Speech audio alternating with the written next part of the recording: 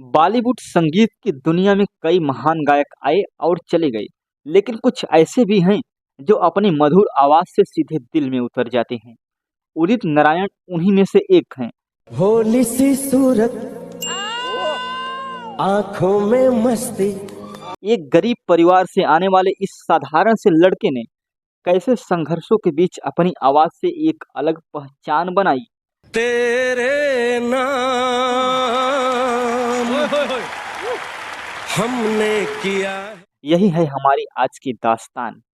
उदित नारायण झा का जन्म 1 दिसंबर 1955 को नेपाल के सुपौल जिले के एक छोटे से गांव में हुआ था। उनके पिता हरे कृष्ण झा एक किसान थे और माता मोनेश्वरी देवी एक घरेलू महिला थी। उदित नारायण का बचपन गरीबी में बीता, लेकिन उनके माता पिता हमेशा प्रोत्साहित किए कि वे कुछ बड़ा करें। उदित नारायण का पहला परिचय संगीत से उनके गांव में होने वाले कीर्तन, रामलीला और संगीत कार्यक्रमों से हुआ।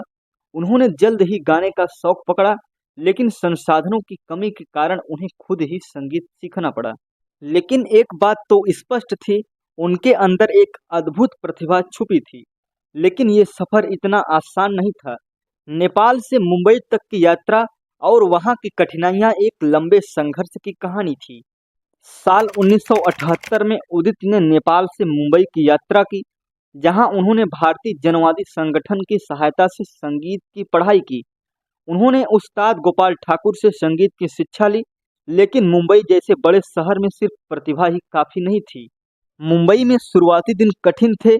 काम के तलाश में स्टूडियो दर स्टूडियो घूमना, छोटे मोटे गाने गाना और निराशा का सामना करना, ये सब उदित के जीवन का हिस्सा बन चुके थे।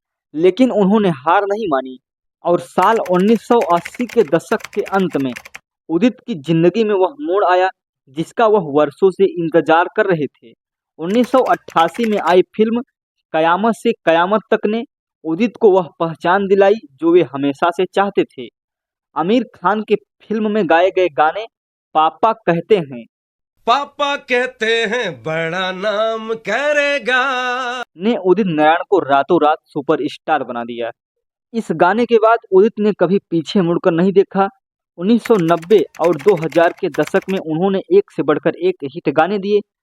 आज कहना जरूरी है कि तुमसे प्यार, तू जो हंस हंस के सनम मुझसे बात करती है, बस यही बात। उनकी आवाज ने जल्दी ही लाखों दिलों को छू लिया और वे बॉलीवुड के सबसे सफल गायक बन गए।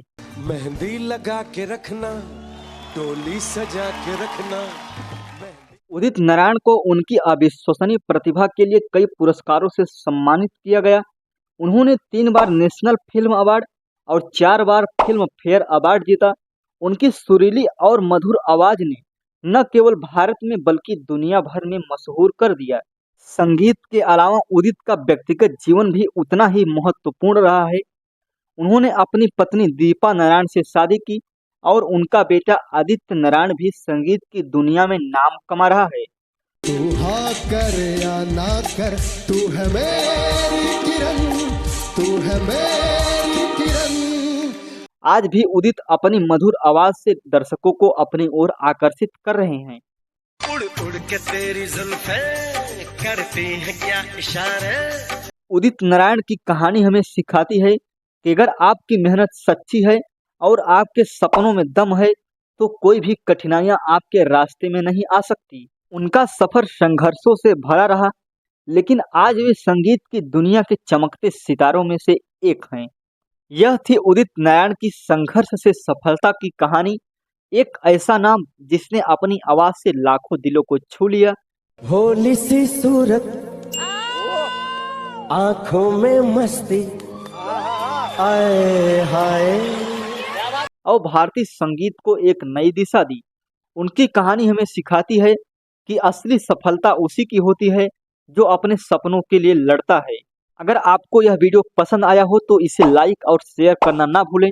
ऐसे ही और प्रेरणादायक कहानियों के लिए हमारे चैनल को सब्सक्राइब करें। धन्यवाद।